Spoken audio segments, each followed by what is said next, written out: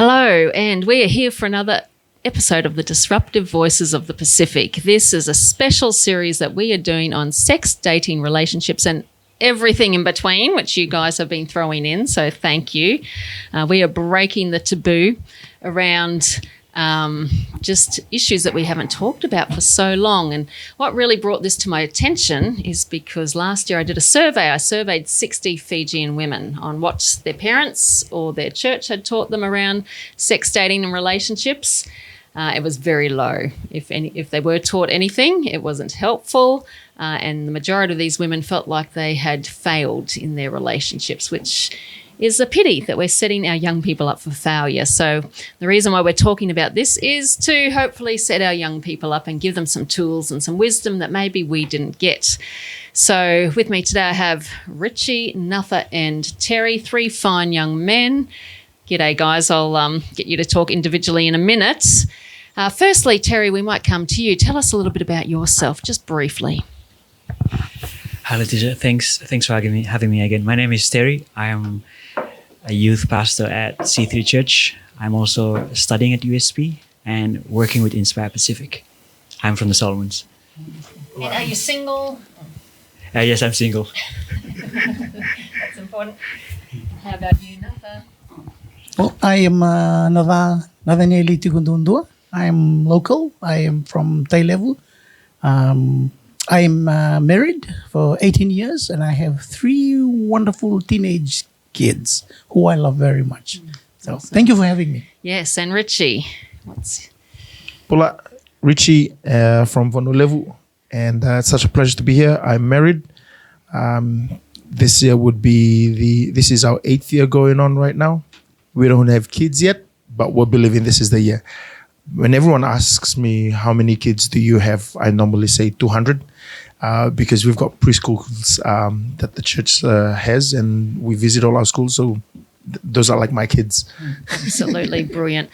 So each of you are involved or have been involved heavily with teenagers as well. So you understand what young boys in Fiji are facing, but also you were teenagers at one point as well. And today we're discussing pornography, and it's no secret that Fiji has quite the porn statistics over and above. I mean, Australia has huge porn viewing, but for a tiny little island, Fiji's is incredibly high. But maybe let's go back to when you were 14, 15. How did you first see pornography, Terry? Thank you. So I was first exposed to pornography by a friend of mine. This was when I was in year 6, about to go into high school. So it really affected how I perceive women, and it really changed how I perceive women in general, and it really affected as well how I relate to some of my classmates during the time. Yeah, okay. For you, Naca, when were you first exposed at? I think for me, I went to an all-boys school, but the first exposure to pornography was not really from school. I think for me, the first exposure was where I discovered my older brother's stash of magazine. It was my turn to clean the house, and then I lifted up his mattresses and I saw Playboy magazine under his bed, and I looked at it and I saw the cover, and everything became alive. And so, in my mind, and so I looked at it. That was my first exposure. And so that was in 1988.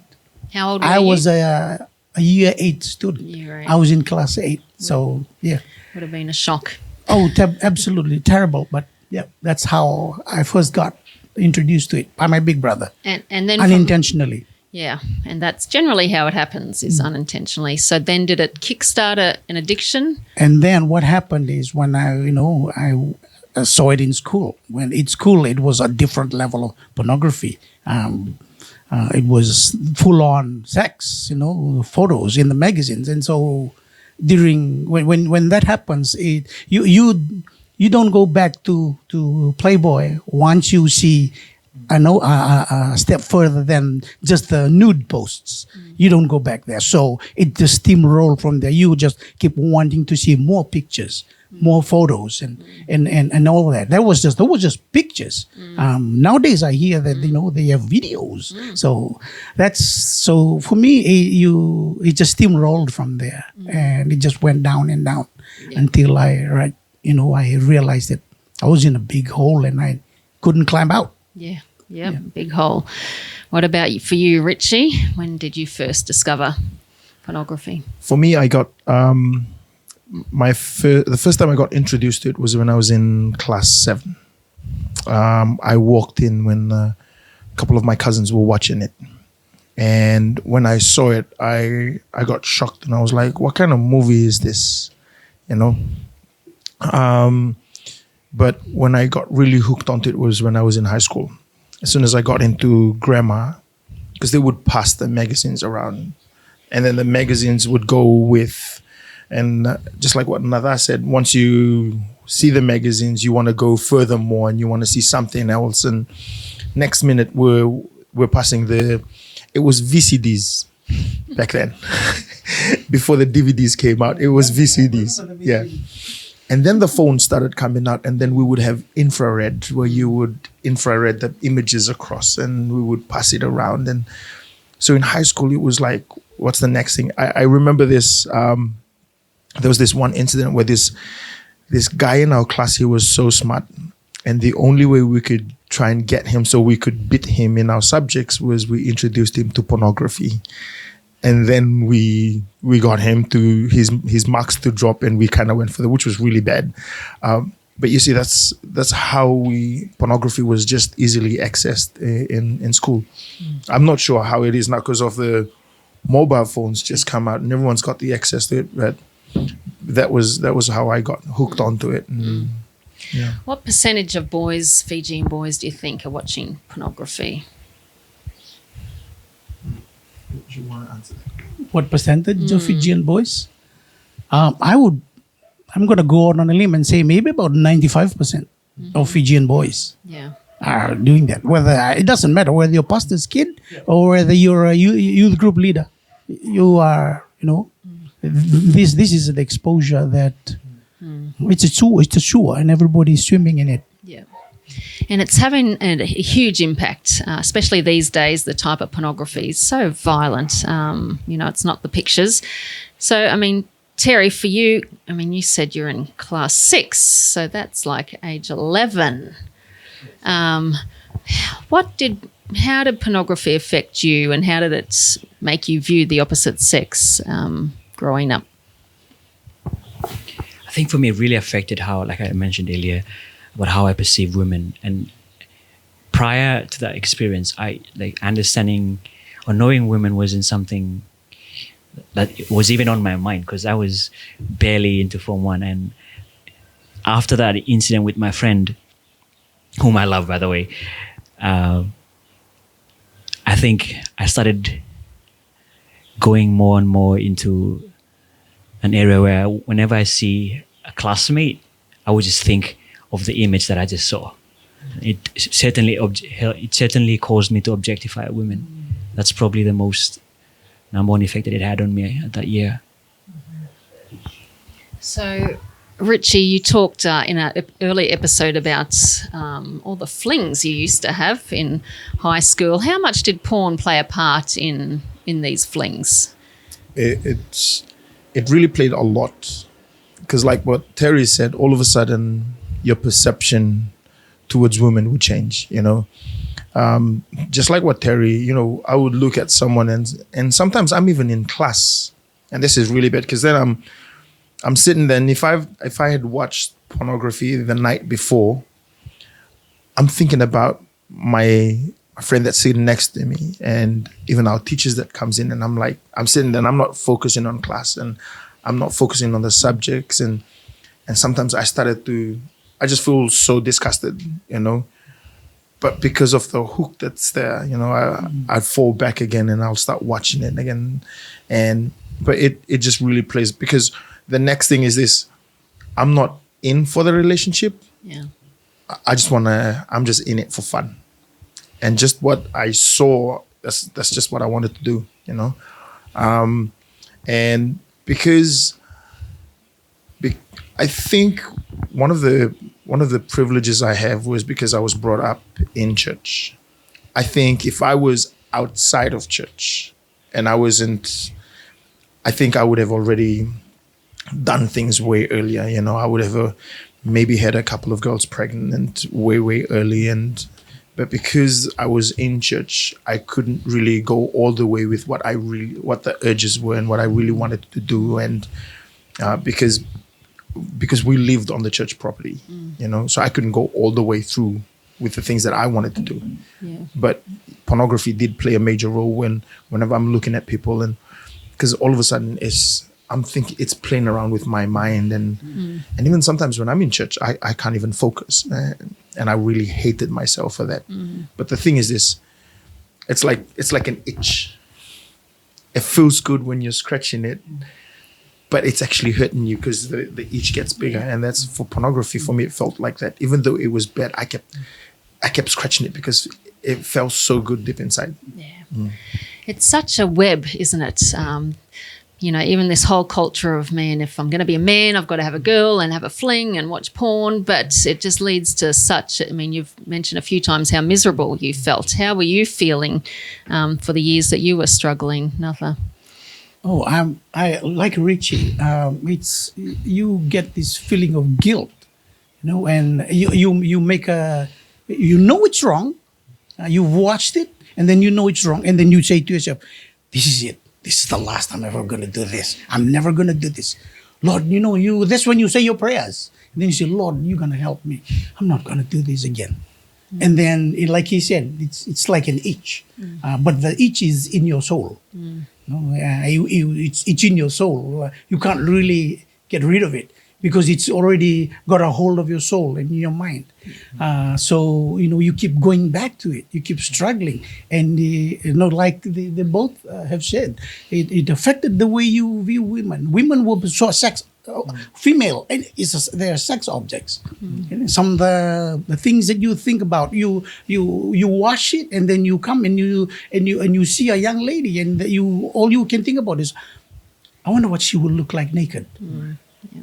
You know, that's how deep and depraved, you know, the thinking went to, where, you know, when you are addicted to pornography, it's that depraved.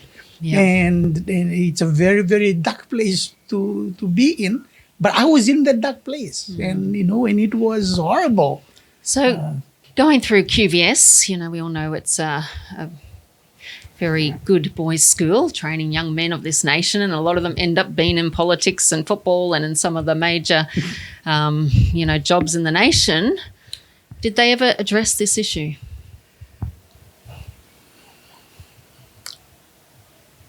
I think there were people who came and attempted to address it, but there were people who were not present all the time. Yeah. You know, it's like the whirlwind. Just come and go. They come address it. People get excited when they talk about it. Yeah. And, you know, they're excited. Oh, they're talking about it, and people laugh. And then, you know, don't really change people if you just make them laugh. Yeah. You got to stay and be consistent with it. So that was the issue. People addressed it. There were people who came. Yeah. Churches came. Youth groups came. Yeah. Okay. Pastors came and spoke about it. But it's something that was never really addressed and attacked, you know. And so when I left school, went back, I spoke about it, you know, to the boys. And so, but it's a trap. And that trap needs, you need to uproot it from the root. And Yes, and it does. I mean, me having worked with porn-addicted people for many years, it takes a lot of time, quite often, walking with people. It's not just a matter of a prayer and a repentance. I mean, that can be a start, but some people need a lot of journeying through. Terry, for girls, young women out there watching this who are dating a guy, should they date a guy watching porn?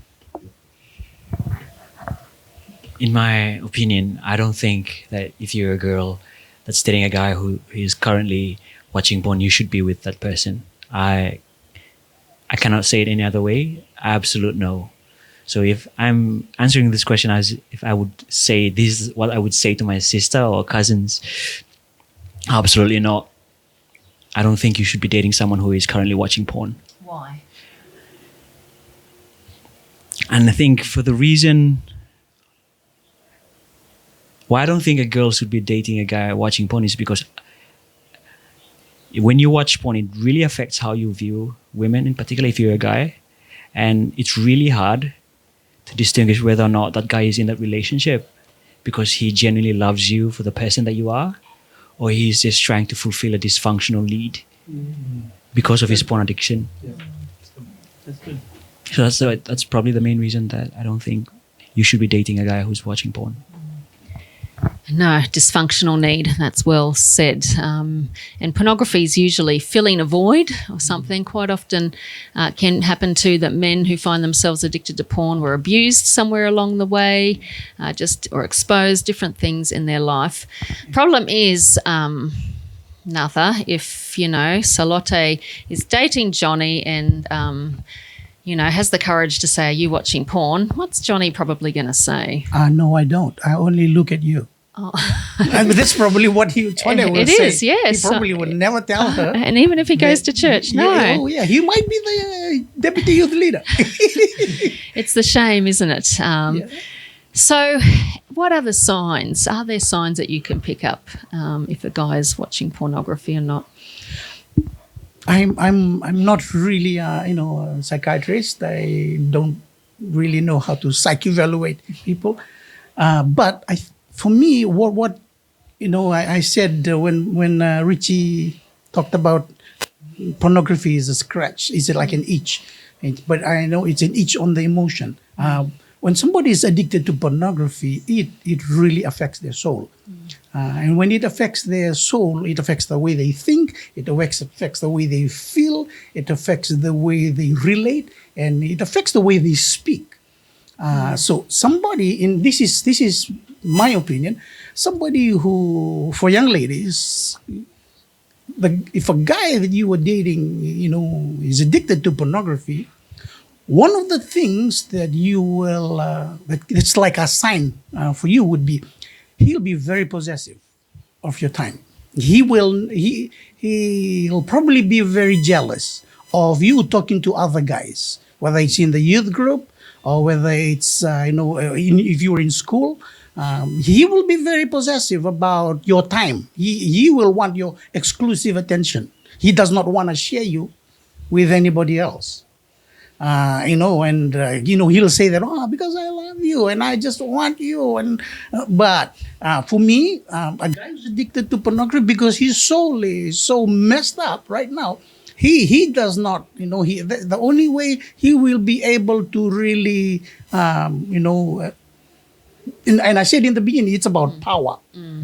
I said it's about power. The only way he will be able to really exert his arms of power romantically around you will be to stop you from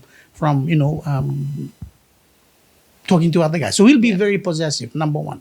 I think the other thing that happens is he'll have a very, very, he gets offended very easily, which is... Angry. Angry is a big byproduct. And very easily offended. His eyes wander a lot.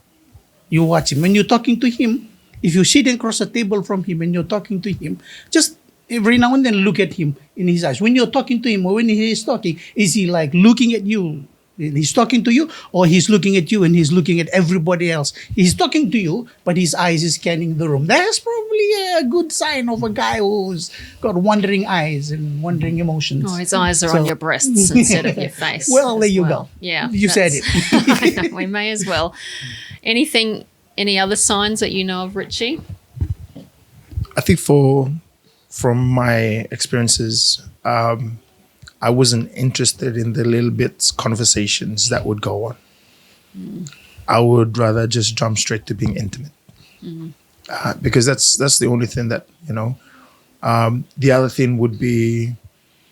The next thing would be like maybe, hey, send me a picture of yourself. Yeah. Because I was so used to watching it. That's all I wanted to see was just her naked body. You know? And I think for a guy who is addicted to pornography, the only thing that he's gonna want is sex. So he's not gonna want to have those little bit of chats and want to know more about you. He doesn't want that. He doesn't want to go on a date. He doesn't want, all that he wants to do is take you privately somewhere and just have sex. You know? And the other thing would be he'd be asking for your nude pictures. Your nude pictures. And I think the last thing would be the dirty languages that would come. That's a big one. You know, the dirty languages. Jokes. You know, he would just want to talk dirty, just want to get nasty, yeah. And that's all. Yeah. Well, there we go. It's depressing. And I encourage girls, if you see these signs, even if the guy is saying, I'm not watching porn, you deserve to be treated better. And we're going to do another episode on how girls should be treated. But just say to the guy, I'm going to break up with you. You go sort yourself out. And if you love me, you'll come back and get. But very, very rarely do they do that. But let's just end with a little bit of hope. Terry, how did you break free from this web of pornography? Okay, so like I mentioned earlier, it was around about a few months before year 6 ended. So that's when my friend exposed me to porn. And then the year after that, I went into high school. So it's a boarding school. So obviously it's really, really difficult we didn't really have phones back then. No access to the internet. And I would say that in retrospect, like I really believe that God spared me. So even though I was wrecked by what just happened a few months earlier, like when I went to the boarding school, I was wanting to watch it, obviously, but I didn't have access to the internet. I didn't have access to a phone. So I would credit my parents for putting me into boarding school for saving me years and years of heartache and addiction. And I think it was a year after that when I got saved. And then it may sound like a cliche, but after I got saved, like almost immediately after that, like all the desires and all the thoughts gradually, not immediately, but gradually went away. It didn't have the kind of appeal that it used to have on me for the first few months that I was exposed to it. And I would say for me, it's nothing but the gospel of Jesus Christ and having an encounter with God and believe the fact that Christ came, Christ died, and Christ resurrected. And for me personally, that was the hope for me. And I didn't see it at the time. It only made sense years later, like, oh, the reason why all these things went away gradually was because Christ saved me. But it started with forced rehab, really, wasn't it? Like, there's no Wi-Fi. Just quickly, in 2 minutes each, how did you guys get out of the web? Oh, like brother here, it started early. I was introduced to it unintentionally by my brother, but it steamrolled from there when I was in high school. I gave my life to the Lord when I was in year 12. That's when I turned my life around. But the pornography didn't go away. It stayed with me up until year 13.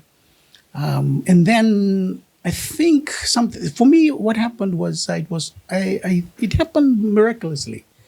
I was introduced to a tape, a prayer tape. A friend of mine introduced me to a prayer tape by a man who's gone now. His name was Derek Prince, and I was listening. I was just listening to that recording, and he was a prayer to break curses. And I was listening to this, and as he was praying, and one of the things that he prayed for was, I pray against a spirit of pornography that's got a hold on you right now. And I was listening to him. And when he said it, I felt like it's almost, this is a true story. I felt like I went blank. I lost track of the time. And then when I came back to my senses, the tape has stopped. Yeah. And I was wondering what happened. And I think that's God's way of getting me out. There you go. God broke that curse from me, because I don't think I would have been able to walk it out myself. Yeah. I needed open heart surgery And I think that was God's way of getting me out, because I really didn't think it was the kind of, I'm a very passionate man. I don't think I would have passionately let go of pornography. I think, it needed God. And that's how God came through for me in Form 7. Brilliant. Form 7, wow. That's good. Yep. For me, it was having people in my life that I was able to be open with, people that would be able to just be accountable to. They would know my passwords. And one of those major people was before I married my wife, I told her everything about myself. I had to be open with her. I said, look, I'm a mess, I'm a mess. And I just told her everything. And then we had to work. And the thing about pornography is, like, for me, it even affected our marriage, and even when we got married, because after a while I had to make sure she knew all my passwords. She had to go through my contacts. At night, when we would be in bed, she would also, if I'm lying in a position, it would be in a position that she could see my phone. I had to be open with it.